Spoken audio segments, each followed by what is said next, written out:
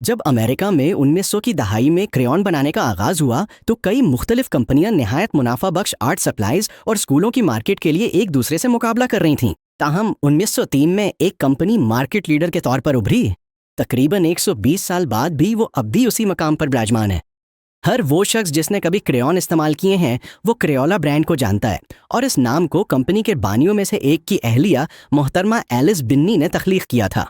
एक आदादोशुमार के मुताबिक क्रेयोला कंपनी औसतन हर साल 3 अरब क्रेयॉन तैयार करती है, यानी रोजाना 8 मिलियन क्रेयॉन बनते हैं।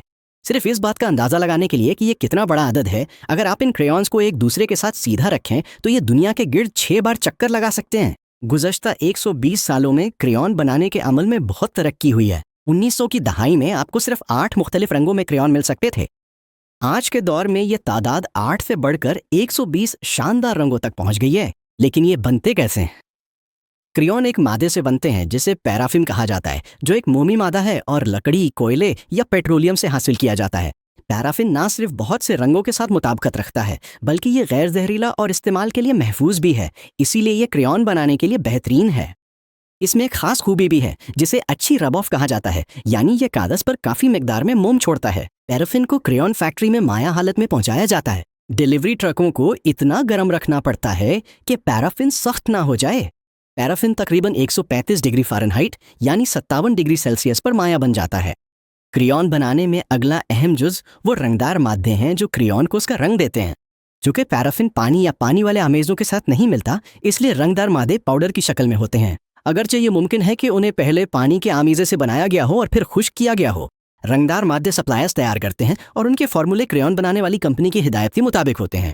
इनफरादी रंगदार मादे केमिकल्स को लकड़ी के टैंकों में मिलाकर बनाए जाते हैं और फिर इन्हें फिल्टर से गुजारा जाता है ताकि इजाफी पानी निकाल दिया जाए, जिससे रंगदार मादे के टुकड़े बाकी रह जाते हैं।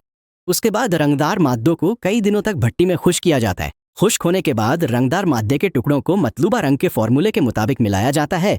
उन्हें पाउडर की शक्ल में पीसा जाता है और रंग की यकसानियत के लिए अच्छी तरह मिलाया जाता है। ये अमीज़े क्रेयॉन फैक्ट्री को भी भेज जाते हैं। गुज़िश्ता 10 सालों में क्रेयॉन्स में इजाफी अज्जा भी शामिल किए गए हैं। उनमें सबसे मकबूल चीज़ ग्लिटर। ये चमकदार मादे के छोटे छोटे टुकड़े होते हैं जो क्रेयॉन से बने काम को उस वक्त चमकदार बना देते हैं जब वो रोशनी की शुआओं को पकड़कर मुनक्किस करते हैं। खुशबुएं और दीगर महकें भी इस आमेजे में शामिल की जा सकती हैं। पैदावार का आगाज करने के लिए पैराफिन को बड़े सनती बॉयलर्स में तकरीबन 82 डिग्री सेंटीग्रेड पर गर्म किया जाता है, यहाँ तक कि वो माया बन जाए। इसके बाद पैराफिन को बहुत बड़े साइलोज में मुंतकिल किया जाता है जो 65,000 लीटर तक जखीरा करने की सलाहियत रखते हैं। अगर आपको लगता है कि ये मिकदार बहुत ज़्यादा है तो याद रखें कि एक आम क्रेयॉन फैक्ट्री इतनी मिकदार सिर्फ एक दिन में इस्तेमाल कर लेती है। चूँकि पैराफिन एक आतिशगीर मादा है, इसकी महफूज जखीरा अंदोजी को यकीनी बनाने के लिए सख्त एहतियात बरती जाती है। पैराफिन को जखीरा करने वाले टावर्स से मिक्सिंग कैथलियों में मुंतकिल किया जाता है, जहां उसे मिट्टी के साथ मिलाया जाता है।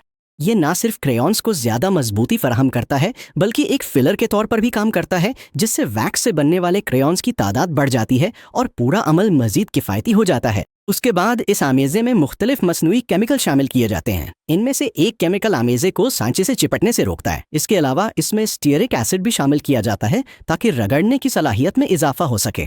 आखिर में इस आमेजे में पाउडर की शक्ल में रंगदार अज्जा शामिल किए जाते हैं। ये अज्जा आला तरीन मेयार के होते हैं। कड़ाहियों में मौजूद आमेजे को एक मुस्तकिल दर्जे हरारत पर रखा जाता है ताकि रंगदार अज्जा मुकम्मल तौर पर पैराफिन में हल हो जाएं। आमेजे को अच्छी तरह हिलाया भी जाता है ताकि रंग यकसा तौर पर तकसीम हो जाए। जब मोम और रंगदार अज्जा का आमेजा अच्छी तरह मिल जाता है तो उसे एक मशीन में डाला जाता है जिसे रोटरी मशीन कहा जाता है। पैराफिन को सख्त होने से बचाने के लिए दर्जे हरारत को कंट्रोल किया जाता है। ये मशीन सबसे पहले मोम को सांचों में दाखिल करती है। ये सांचे साइज और शक्ल में मुख्तलिफ हो सकते हैं, इस बात पर मुनहसिर है कि किस किस्म की क्रेयॉन तैयार की जा रही है। ये सांचे धात या सिलिकॉन के हो सकते हैं और इन्हें इस तरह डिजाइन किया गया है कि क्रेयॉन की जानी पहचानी सिलेंडर नुमा शक्ल बन सके। ठंडा पानी सांचों को घेर लेता है, जिससे उनके अंदर मौजूद मोम 60 सेकंड के अंदर सख्त हो जाता है। ठंडा करने का अमल बहुत अहम है ताकि क्रेयॉन अपनी शक्ल और मजबूती बरकरार रख सके। जब मोम ठोस हो जाता है तो वो रंगदार जर्रात को अपने अंदर कैद कर लेता है, जिसके नतीजे में क्रेयॉन के शोख और खूबसूरत रंग सामने आते हैं। सांचों के ऊपर वाले हिस्से पर मौजूद मोम को एक खास ब्लेड से खर्च लिया जाता है, जिसे दोबारा इस्तेमाल किया जा सकता है और नई क्रेयॉन बनाने के अमल में शामिल किया जाता है। इस तरह फैक्ट्री में फजला कम होता है। सिर्फ एक रोटरी मशीन अपने हर चक्कर में 2700 क्रेयॉन तैयार करती है। जब कई रोटरी मशीनें एक साथ काम करती हैं तो एक आम फैक्ट्री हर घंटे में 30,000 क्रेयॉन बनाती है। ठंडा होने के बाद क्रेयॉन खुदकार तरीके से सांचों से बाहर निकाले जाते हैं और उनका मुआयना किया जाता है। मुआयना करने वाले हर क्रेयॉन को टूटने, चटने और उसमें बुलबुलों के आसार के लिए देखते हैं, क्योंकि अगर मिक्सिंग मुकम्मल ना हो तो ठंडे क्रेयॉन में ये मसला हो सकता है। मुस्तरदशुदा क्रेयॉन दोबारा पिघलाने और नए सांचों में डालने के लिए टब्स में वापस भेज दिए जाते हैं। क्रेयॉन बनाने के इब्तदाई दिनों में पूरा फैक्ट्री फ्लोर एक ही रंग के क्रेयॉन की तैयारी के लिए 1 दिन या इससे ज्यादा वक्त कर दिया जाता था।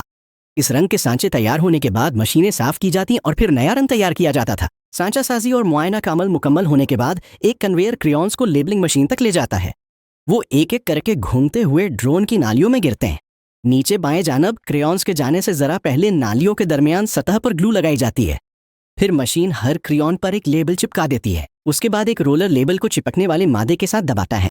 फिर एक छोटा बाजू उसे क्रेयॉन के गिर्द लपेट देता है। ये मशीन 1 घंटे में 8500 क्रेयॉन्स पर लेबल लगा सकती है। फैक्ट्री की रोजाना की पैदावार का हदफ हासिल करने के लिए ऐसी कई मशीनें इस्तेमाल की जाती हैं। क्वालिटी कंट्रोल क्रेयॉन बनाने के अमल का एक निहायत अहम हिस्सा है, इसीलिए पैकिंग से बिल्कुल पहले एक आखिरी जांच की जाती है।